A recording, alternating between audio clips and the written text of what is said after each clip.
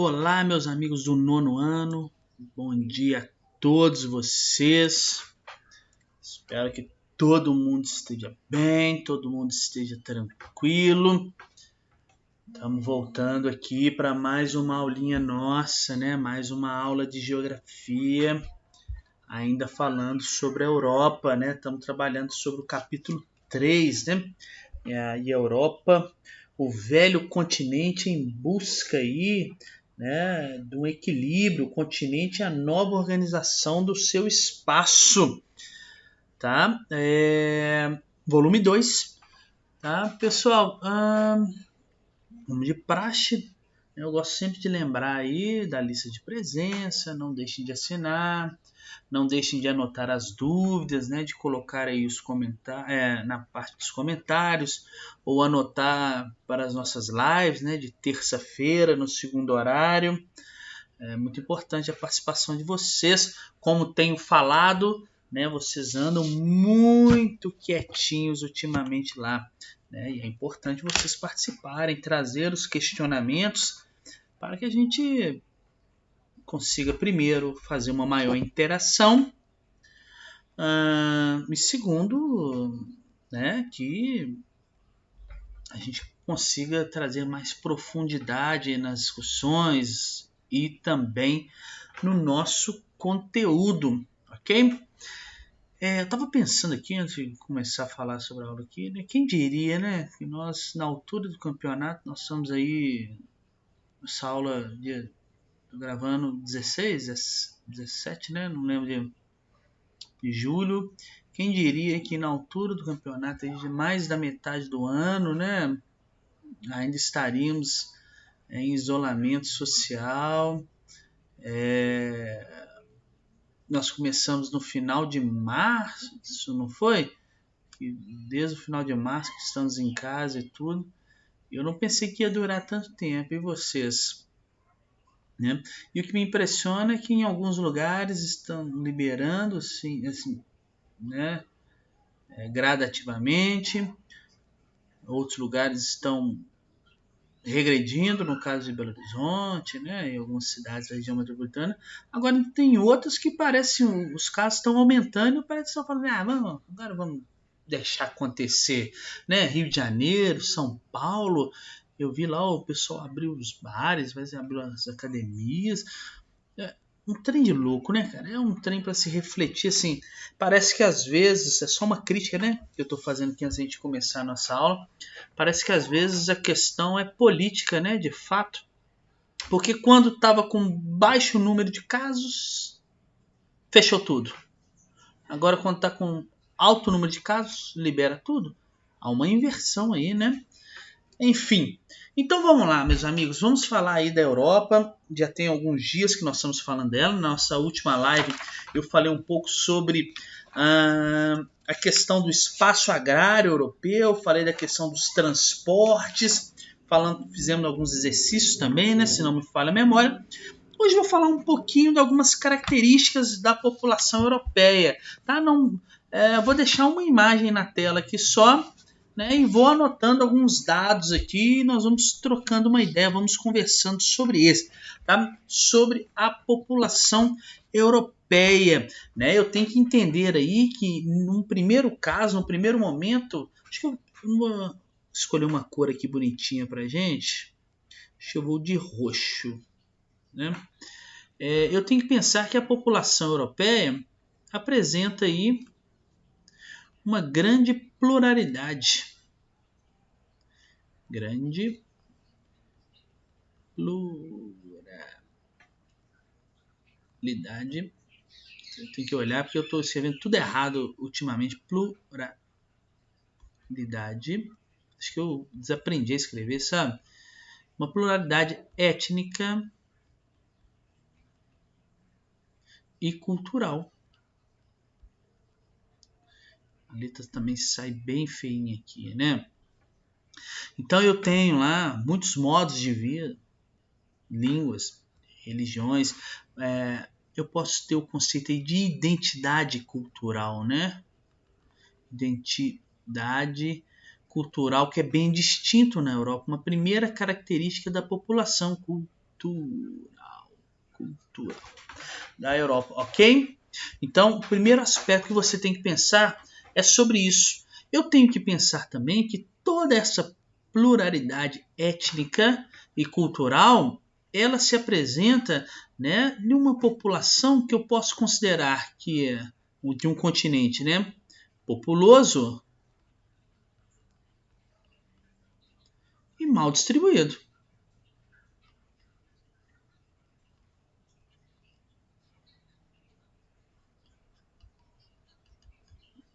Já vou explicar. Distribuído. O que quer dizer isso? Quando eu penso na questão de um continente populoso, eu quero dizer que nós temos uma população relativamente grande. Relativo, tá? Porque se eu comparar com outros locais do planeta, né? Então eu tenho uma população relativamente grande. Só que quando eu considero o tamanho do continente europeu, que é pequeno, eu posso considerar também que trata-se de um continente densamente povoado. Eita, nós, eu errei. Densamente povoado. Vocês já vão entender o que eu quero dizer com isso.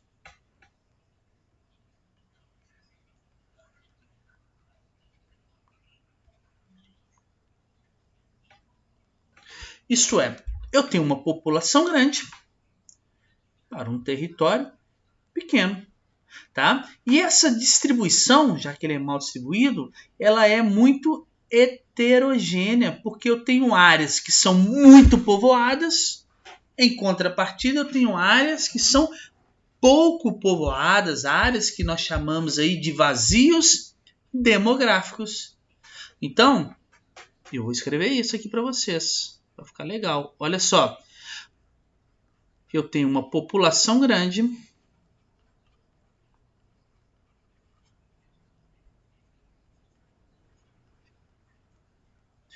em um território pequeno.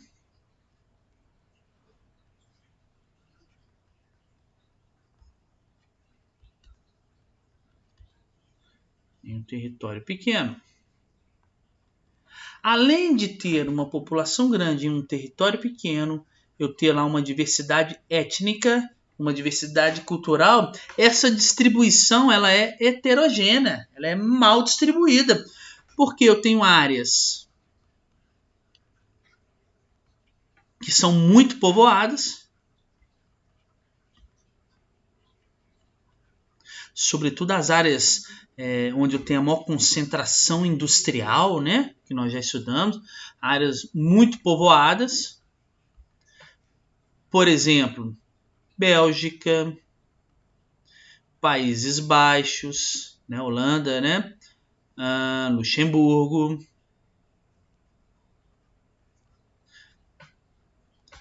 Eu tenho outras áreas que são muito pouco povoadas, áreas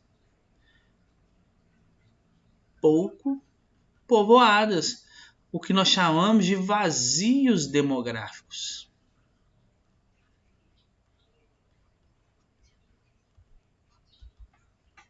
E esses vazios demográficos, eles podem acontecer ou eles acontecem na Europa por dois fatores primordiais. Pelas altas latitudes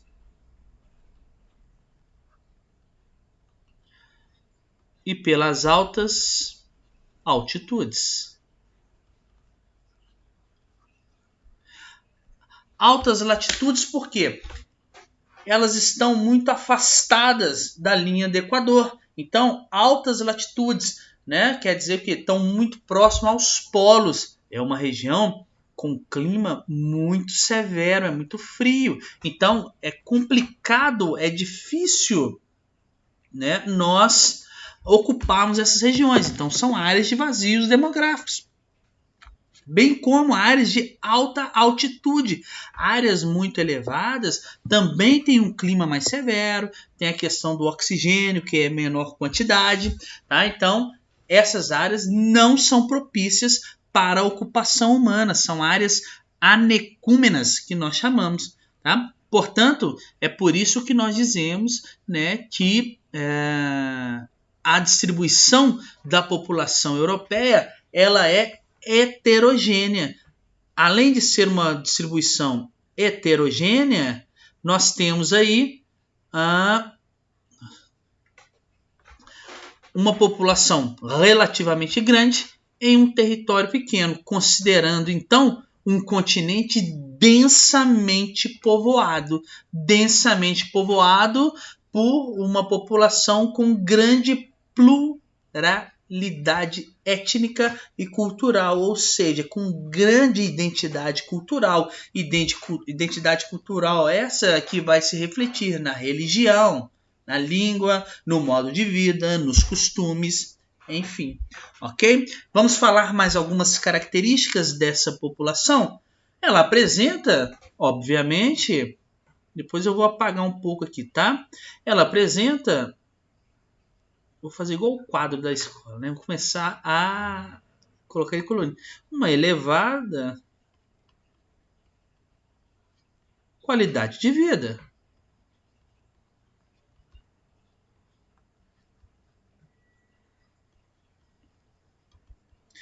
É uma população que apresenta uma elevada qualidade de vida. Por quê?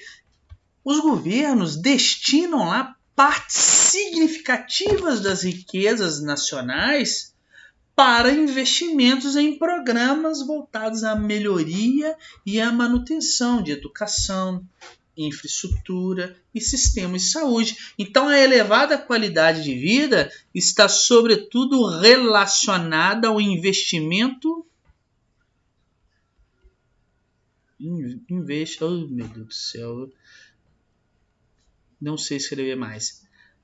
Ao investimento. Acabou de bater um passarinho ali, gente. Investimento público. O investimento público ele está relacionado aí na educação, saúde, na questão da infraestrutura. Vou colocar só na infra, para a gente não perder tempo. Ok?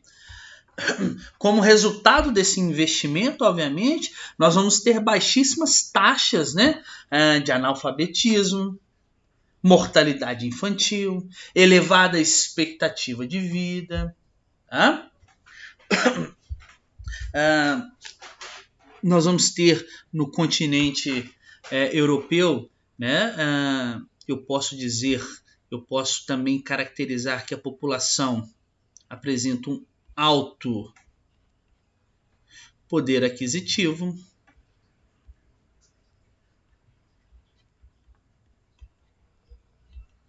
ok? O que esse alto poder aquisitivo, grana, né? O que proporciona para as pessoas? Algumas melhorias, né? Proporciona algumas satisfações, algumas coisas, proporciona melhores condições, por exemplo, de lazer. O que mais? Alimentação.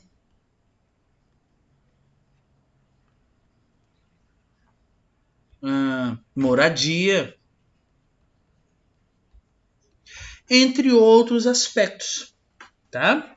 Então, olha quantas características aí estão relacionadas à qualidade de vida da população, sobretudo oriundas, né, advindas aí do investimento público, né? O investimento público na população acaba retornando para o próprio país, né? Vocês conseguem perceber? Quando você investe na educação, na saúde, na infraestrutura, né?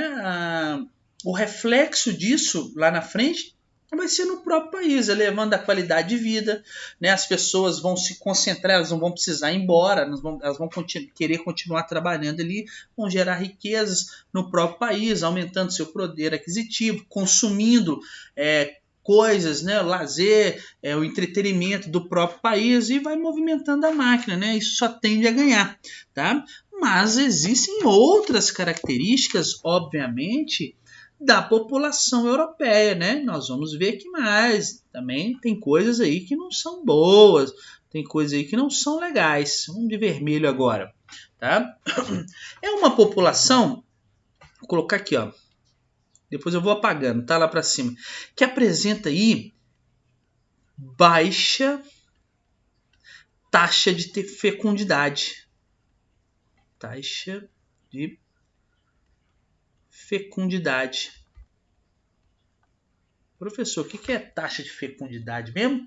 Número de filhos por mulher em idade fértil, idade reprodutiva. Qual que é a idade que considera? De 15 a 49 anos.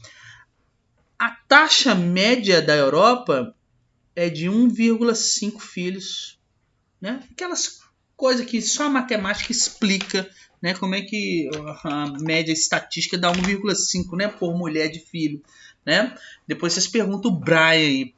Mas o interessante é que dos mesmos dados estatísticos diz que um país, para manter a reposição da sua população, o ideal é que uma taxa seja de 2,1 de fecundidade. Ou seja, a da Europa está abaixo disso, abaixo da taxa de reposição. Então, eu posso dizer que a baixa taxa de fecundidade europeia está aí, ó, abaixo da taxa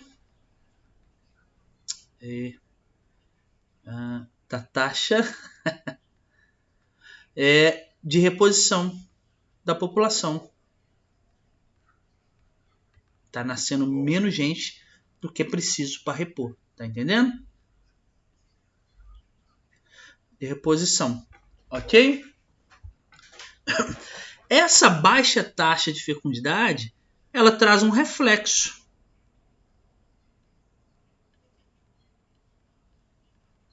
Qual que é o reflexo? Na baixa taxa de natalidade. Ou seja, o número médio baixo de filhos aqui por mulher traz um reflexo no número de nascimentos em um ano, né? Taxa de natalidade é o número de nascimentos em um ano a cada 1.000 habitantes. Na Europa, a cada 1.000 habitantes, nascem 10 apenas. É de 10% a cada 1.000. É muito pouco. Mas por que, professor? Quais são as causas que levam aí as pessoas a terem menos filhos na Europa? E agora eu vou apagar aqui um bocado de coisa aqui, tá? Eu não sei se eu colocar aqui apagar tudo, será que acontece, hein? Ai, ai, ai. Nossa. Agora eu gostei. O que leva, então, quais são as causas que vão levar né, as pessoas terem poucos filhos na Europa? Eu posso citar aqui, ó, então, causas.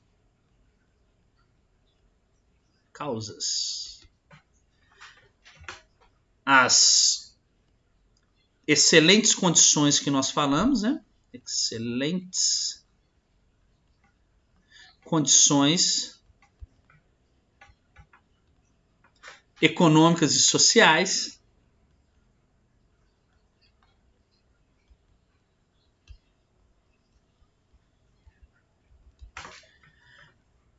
Eu posso dizer a participação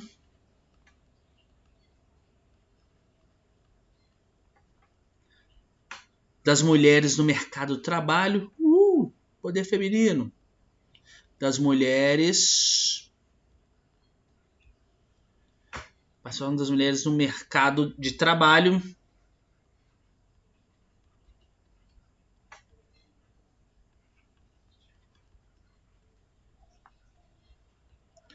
ou seja, as mulheres conquistando, elas na Europa elas têm uma participação maior nesse mercado, elas conquistaram de certa forma o seu espaço, né? E as mulheres inseridas no mercado de trabalho, elas vão ter menos tempo para a família, para ter filhos. Na Europa, né, diferente de países subdesenvolvidos, nós temos o fácil acesso aos métodos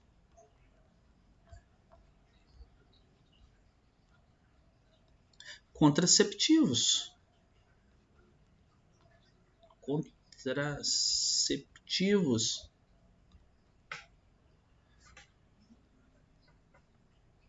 Pensa, criar 10 filhos na Europa é caro, né?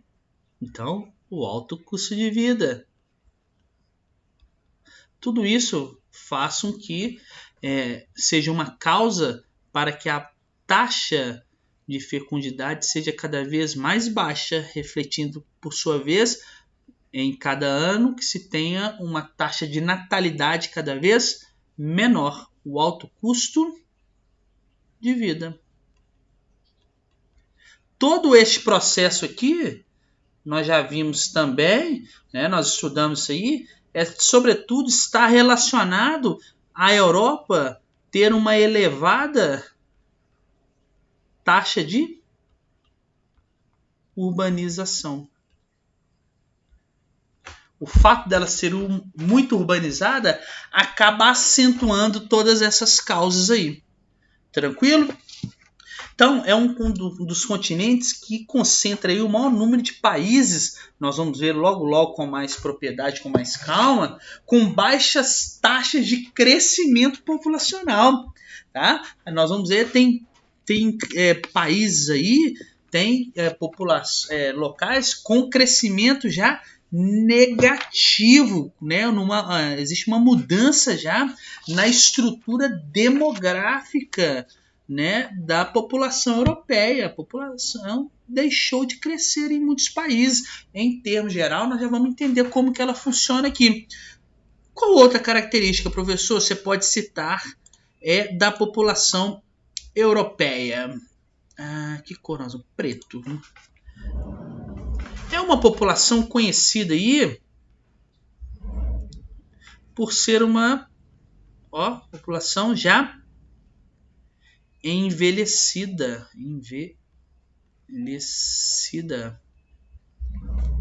Por que essa população é envelhecida? Porque a expectativa de vida na Europa é alta. Vive-se muito. Por que vive-se muito? Por conta, mais uma vez, dos investimentos, né? Que eu falei com você lá atrás, da excelente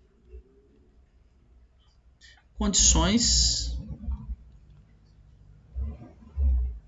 médicas e sanitárias, infraestrutura.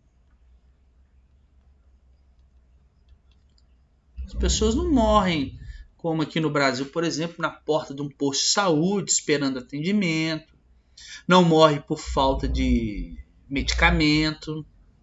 As pessoas são atendidas, elas têm acesso à qualidade. Só que a população ser envelhecida, a população ser mais velha na Europa, né, há um predomínio de pessoas idosas lá, traz um problema. Qual? Quando eu penso na alta taxa de mortalidade bruta. Vocês já vão entender.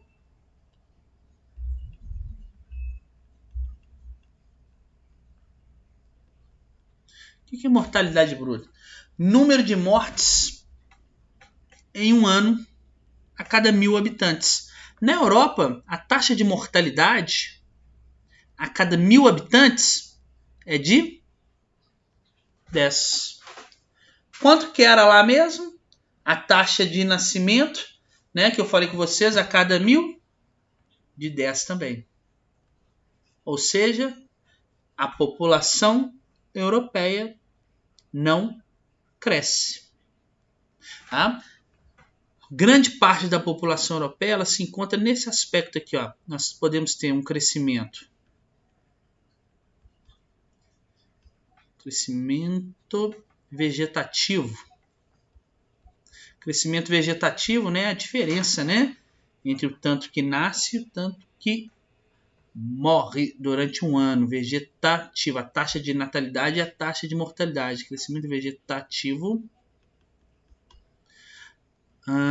Ele pode ser baixo, como do Brasil, nulo e negativo.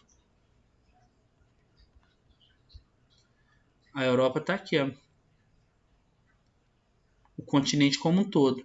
E muitos países europeus estão aqui, ó, crescimento negativo. Ou seja, a mortalidade bruta aqui, ó, está morrendo mais do que nascendo. Ok? Tem consequências isso aqui? Claro. Quais são as consequências de uma população idosa e de um crescimento vegetativo nulo, um crescimento vegetativo negativo? Consequências. Eu posso ter aí, ó, na Europa, redução da quantidade de trabalhadores,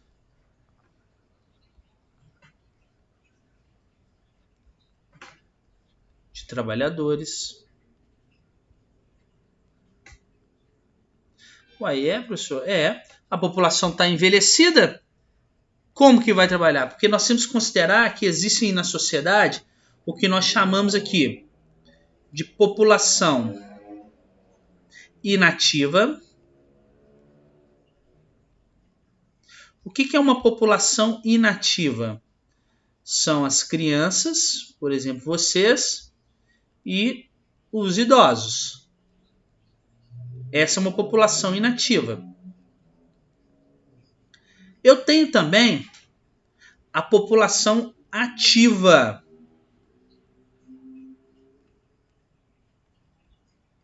A população ativa é aquela considerada aí de 15 até 64 anos.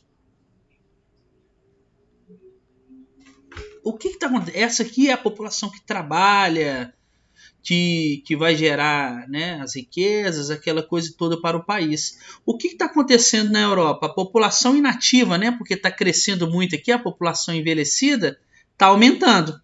Não pelo número de crianças, né, pelo número de idosos. Então a população inativa está aumentando.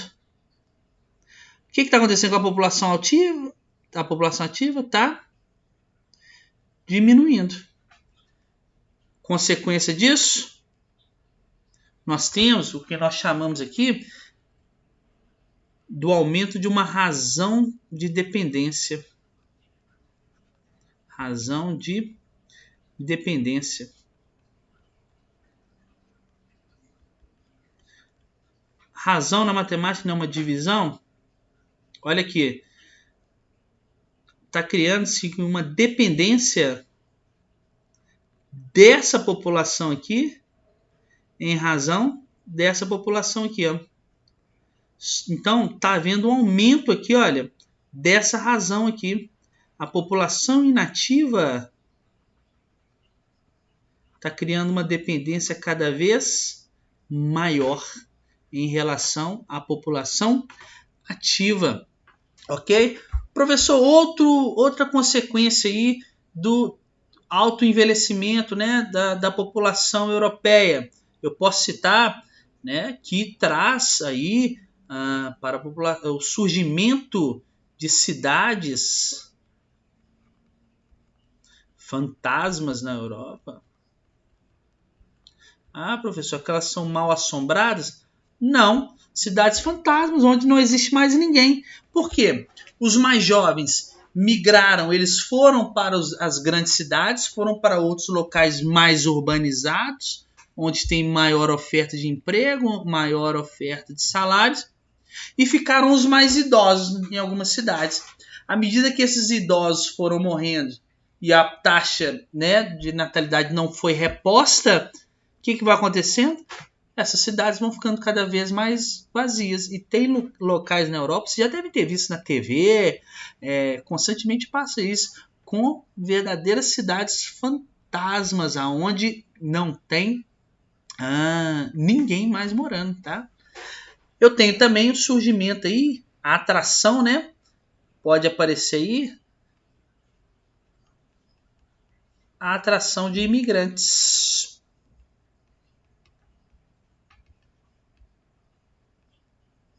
Imigrantes para a Europa. Tem problema a Europa atrair imigrantes por causa daquela elevada qualidade de vida e porque lá, se a população está envelhecida, pode ser que esteja sobrando um pouco mais de emprego, né? E aí acaba atraindo imigrantes. Isso pode, imigrantes e refugiados, né? Até colocar aqui,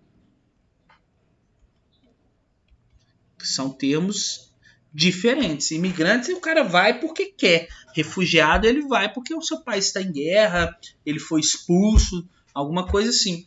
Então, acaba atraindo muito imigrantes e refugiados para a Europa. Só que nem sempre isso é uma vantagem, porque a Europa na Europa, né, tem crescido cada vez mais as leis anti-imigração, os muros, né, para não receber imigrantes. E aí nós estamos cansados de ver na TV aí aquelas embarcações, né, que vai chegando com imigrantes da África, sobretudo, que tentam adentrar a Europa, não conseguem. Uma coisa de louco. Muitos morrem nessas travessias, nesses caminhos, em busca de uma oportunidade na Europa. Tá bom? Essas são as principais características aí, tá, pessoal? Da população europeia. É isso que você precisa saber dela, tá bom? Qualquer coisa, não deixem de me procurar, tá bom? Então, muito obrigado e valeu!